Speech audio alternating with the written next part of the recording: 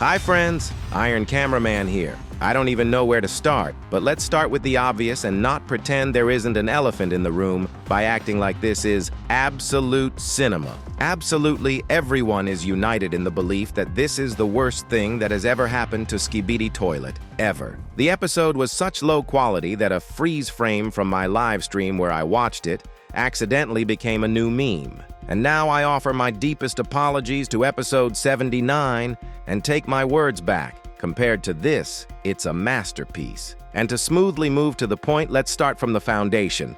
We need to figure out what this new series even is and where episode 80 actually is. So, on Mr. Boom's channel, after the live stream ended, a video titled Skibidi Toilet Emergence appeared, which is a new series in the same universe where the main storyline takes place. In other words, this means the series is a spin-off, and it plays roughly the same role as the special episodes from Dom Studio. That means episode 80 hasn't gone anywhere. It will come out, and it will also be in SFM, just like all the following episodes of the main storyline. But the new series differs in that it isn't animated by Boom himself, but by a separate team that doesn't work in SFM, but in Unreal Engine. Now that we know this, let's move on. And frankly, even though it's visible to the naked eye, I'll still explain why absolutely no one liked this episode. With every new minute of this video, the cons will get more and more absurd, so brace your nerves.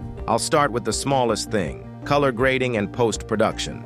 In other words, they somehow made worse the very things that Boom had already finished properly in SFM. It's easy to see in this moment, in episode 71, where this scene was taken from, there's a light white haze, and the contrast isn't pushed to insane levels, which is why you can see small details on the Titans. And in the redone version, not only is the fog either missing or replaced with black smoke, but the reshade is set so that the Titans' main bodies merge into one flat blackness. Yes, someone might object and say heavy contrast is a matter of taste, but if that's the case, why couldn't they, for example, ask Strider to make a proper reshade? He gets exactly the result where the detail is excellent and the colors are rich. On top of all that, there's the super slow motion, which ruins the image even more. The problem is that making slow motion out of animation that wasn't designed for it is a bad idea, because the movement becomes choppy and unnatural, like the character is floating in jelly. The camera seems to move slowly, but the gestures are jerky, because there are no new poses between frames, just stretched old ones. As a result, it looks cheap, unnatural, and it completely kills the sense of weight in the movement. Next, the problem with transitions. Suppose, here the transition between the scene where the Skibidi toilets attack and the scene with the Cameraman 3.0 attacking is so slow and pathetic that, because of the level of flashes and gunfire in both scenes, when combined it turns into an incomprehensible mush of spotlights and light. I'm already keeping quiet about the green filter. And the funniest part is that after this long transition, literally half a second later, the scene changes to the next one where Executor appears, meaning we didn't even properly see the actual scene. Here's another transition that's just unbelievably awful, and now I'll explain why. Let's start with the fact that ideally this very cut is unnecessary. It didn't need to be added at all, but more on that in another video. Okay, let's assume the cut really was needed. Then, because the previous scene ends with running, and the next one starts with the characters already standing, our brain loses the bridge between actions. You get the feeling of jumpy editing, as if a piece of action is missing. Even if everything is logically clear, emotionally the moment is cut off. The viewer is thrown out of the scene. You can notice that from my first reaction. And I'm not going to explain the basics of how to do cuts. If you need it, pause here. Here are a couple of options for how editors do it. This is literally the foundation, and every editor is obliged to know it. And honestly, I'm surprised no one in post noticed it. Although, considering all the next shortcomings, this is still just the tip of the iceberg. For example, please explain to me why one person in the old, buggy SFM managed to make proper character textures and lighting, but an entire creative team of professionals in the ultra-modern Unreal Engine did not. They are exactly the ones who should have helped move the series' quality to a new level, the very next level. If you don't understand what I'm talking about, Here's an example. Look, say at the clothes of this TV man. Now, look at a TV man from the main series. Even to the naked eye, it's clear that in Emergence the model is soapy and flat with no texture. And it'd be one thing if the problem were only that. It gets even worse because of the lack of proper lighting. Now compare these shots with the ones Boom did alone in SFM. If someone thinks I'm nitpicking, don't forget, quality is in the details. Individually, each of these problems may seem minor, but together the difference is just crazy. To demonstrate this clearly, I asked my friend, who knows SFM well, to make a poster and show exactly where the difference lies between a refined image, like Boom did, and the one shown in the Emergence series. I could spend hours explaining what's wrong with the scene build and locations, why they look so empty. But really, what is there to explain? You can just look at this weird location where TV Woman was. The location is made so badly that I still don't fully understand what this place even is. Apparently, it's some kind of TV men base. But if it's really a base, then why out of all TV men are only TV Woman and polycephaly there? Okay, about exposition. That's a separate topic. We'll come back to it. For fairness, I'll say that, compared to the other parameters, scene build at least exists somewhere. For example, outside at the beginning, you can see they added a reasonable number of details like debris. But even here, there's a catch. The particles used for fire and explosions look like someone just inserted a PNG. The textures are so blurry it's hard to believe. Come on, this is Unreal Engine, not SFM where it's patch on top of patch. And to properly set up particles, you need to add 1,000 scripts just so the program doesn't crash. We won't go far. Let's open the very latest SFM episode and look at this scene. Look how juicy the fire looks. And now, look at what they did here. Not only do the Astro toilets shoot like they're blind, literally from 3 meters and can't hit, the whole action boils down to endless shooting at nothing.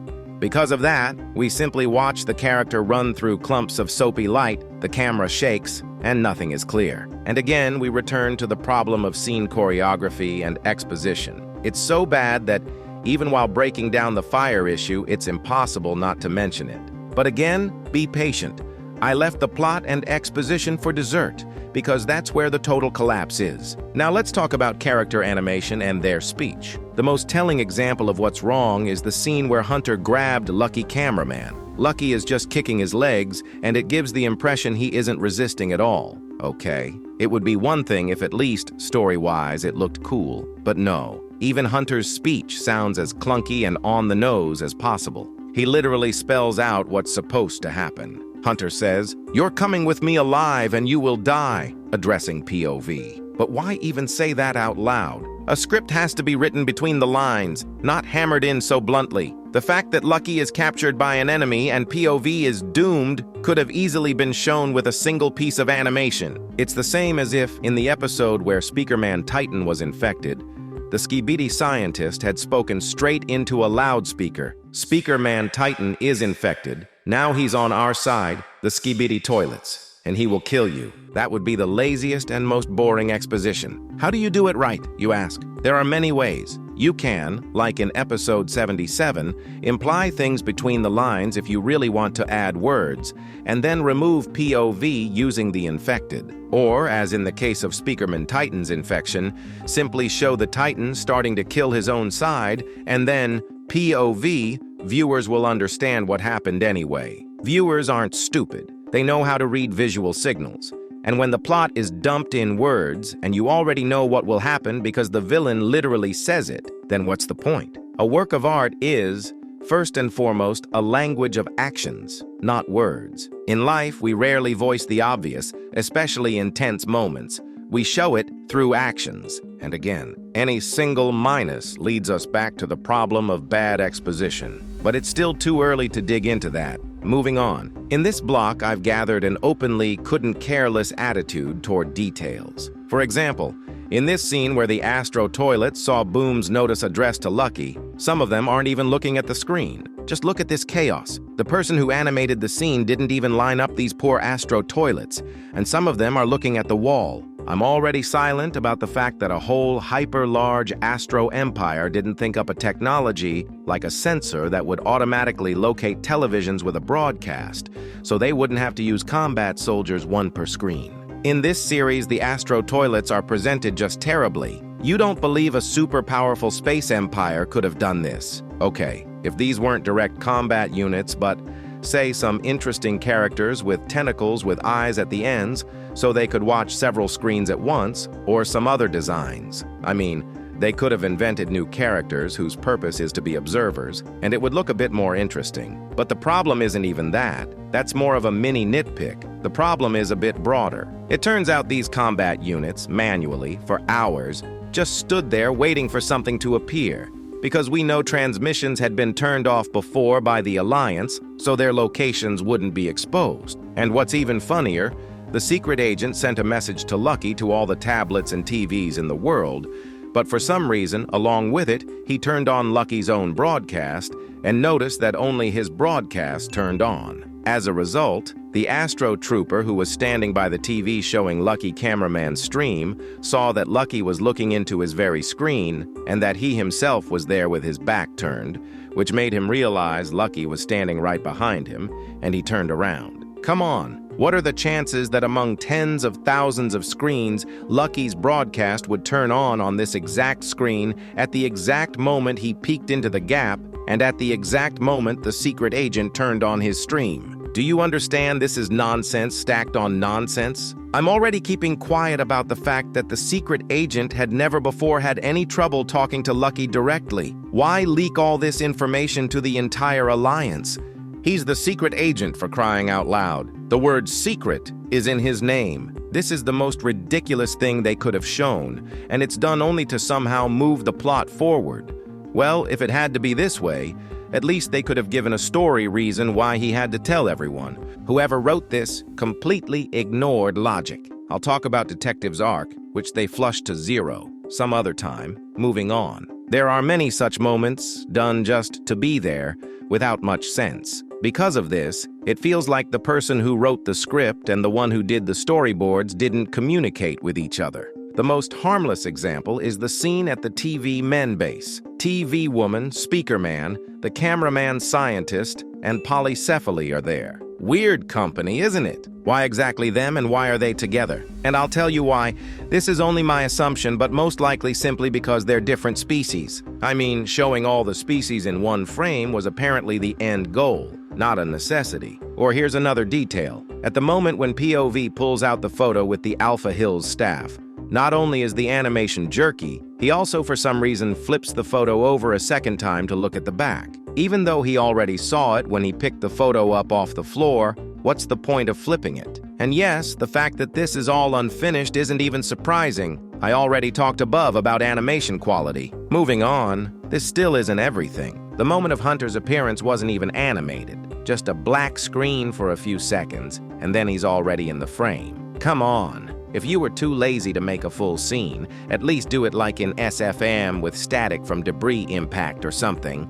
That would look atmospheric. Why did you have to make such a lazy transition? And in general, we've seen many times how strong the secret agent is. Couldn't he make Lucky invisible at the moment of the attack? Especially since this isn't some ordinary agent, but his main assistant, and with a green spark at that. And the ending with TV woman's face perfectly reflects my reaction to everything I saw. The light falls so that she looks like a black blot with a TV. And here we smoothly approach the main problem of this whole masterpiece. Even if you ignore all the above shortcomings, it's still impossible to understand what's going on. As I already said, I literally had trouble figuring out where exactly the characters are and what the location is. I think you already guessed the root of this whole catastrophe, the exposition and the method of telling the story. Even if we imagine that on paper the story skeleton was decent and logically combined with the main narrative, the way all this was shown is just brutal. Count it on your fingers. They showed the very first TV man death. They showed the secret weapon that had been hinted at for so long in previous episodes of the main storyline. They showed Alpha Hills captured by the Astro toilets. They showed how the secret agent talked to Lucky Cameraman, and how Lucky Cameraman suddenly got a green spark and became acidic. In addition, they revealed what Lucky needs to do to launch that very secret weapon. And as soon as he learned it, the villains had already managed to steal it. And all this in 5 minutes of runtime. Why 5 minutes, you ask? Because for the first 2 minutes, they just showed old footage from the series, with a girl in the background giving a lead-in to the secret agent's message. Then, for 20 seconds, we watched the intro and logos. And at the end, for a whole minute under default epic music from any action trailer, they once again reminded us that this is a new series, and wrapped it all up with toy ads. And you don't need to be a professional in storytelling to understand it's impossible to cram so many events into 5 minutes and make it watchable, even if you showed everything perfectly. Was there really no one on this new team, which handled the exposition of the first and most important pilot episode, who would say, "Guys, we need to finish this. It's still raw. It's just so obvious." Because the problem isn't the new engine, and it's not that viewers got used to SFM, so they hate it. I perfectly understand that SFM isn't a Hollywood-grade program, and sooner or later, the move to modern technologies is needed. But the problem here is much deeper. It's a problem of approach. When you release a parallel series of such quality, without soul or emotion, it kills all the mood and any desire to do anything in this universe. When you see this attitude toward beloved characters, your heart genuinely bleeds. In the team's place, I would simply delete this episode and redo it with a proper team. The Skibidi toilet fandom is full of talented folks. Any one of them would make it 100 times better, and even in less time. I fully agree with HoovyTube, the author of many particles Boom used in his series. I've been writing this script for 12 hours, constantly re-editing and fixing, because it pains me to see what the legacy that Boom built for years almost alone, together with other creative enthusiasts who truly burn for their craft, is turning into. And I didn't even have time to properly tell what's wrong with the exposition globally. We'll talk about that in the next video. One video simply wasn't enough to cover all the cons. It turned out long as it is, so subscribe so you don't miss it, and please leave a like so more people can see it. As you understand, I didn't make today's video to bury Skibidi Toilet or to insult those who animated it. We're all human, and I'm sure this is just a mistake that can still be fixed, and the direction can be changed. A series in Unreal Engine can and must become better. But to do that, you need to change the very approach. Otherwise, everything will finally turn into mush. From the fact that, say, animation becomes better, by itself, that changes nothing. You need to replace the person who is responsible for storyboards, because that's where the perception of the scene begins, the tempo, the rhythm, the logic of actions, and the visual language of the story. If everything is set crookedly at this stage, no beautiful animation will save it. And finally, the Skibidi Toilet project has always stood out because it was something special, unlike anything else. An indie project that inspired a whole layer of young people who create incredibly high-quality animations solo. Inspired by Boom's work, they build multiverses, make fan-mades, combine real life with Skibidi characters, and many of them aren't even 18 yet. Let's not forget the artists who make Skibidi art, the editors, or those who do breakdowns and pour themselves into the edit fully. I can list endlessly. We've already been discussing Skibidi Toilet for a long time, troll leaks, spoilers. You perfectly understand what I mean when I say Skibidi is something special. I wrote this video not as a YouTuber, but as a devoted viewer who sincerely wants the series to prosper. I'm not going to, like a scavenger, pretend that everything's fine and suck the last drops of energy out of Skibidi Toilet just to stay in my comfort zone and watch our ship sink. I don't know how viewers, Mr. Boom, or the people who worked on the new series will react to this video, but I'm ready for any outcome and any feedback. I've always been used to speaking to the point, though I often smooth the edges, because my focus has always been the story. By nature, I'm as non-confrontational as possible, and even making this video, I tried to choose every word so as not to accidentally offend anyone. I sincerely love making theories, analyzing scenes, finding details others might not have noticed, turning on live streams where we, together with viewers, watch a new episode and discuss it. But this, I simply refuse to break down seriously or somehow delve into details. In this series so far, the only thing that turned out well is the girl's voice at the beginning. That's quality. For myself, I decided, If the series keeps being of this quality, I just won't pay attention to it. I'll make videos only about the SFM series until the new one stabilizes. So thank you at least for the fact that the main storyline is still coming out in SFM. And I sincerely hope it won't be like episode 79 part 3, but like what we're used to seeing. And I also hope that Skibidi Toilet will change course and make the so-called new era a truly new era. Iron Cameraman is out.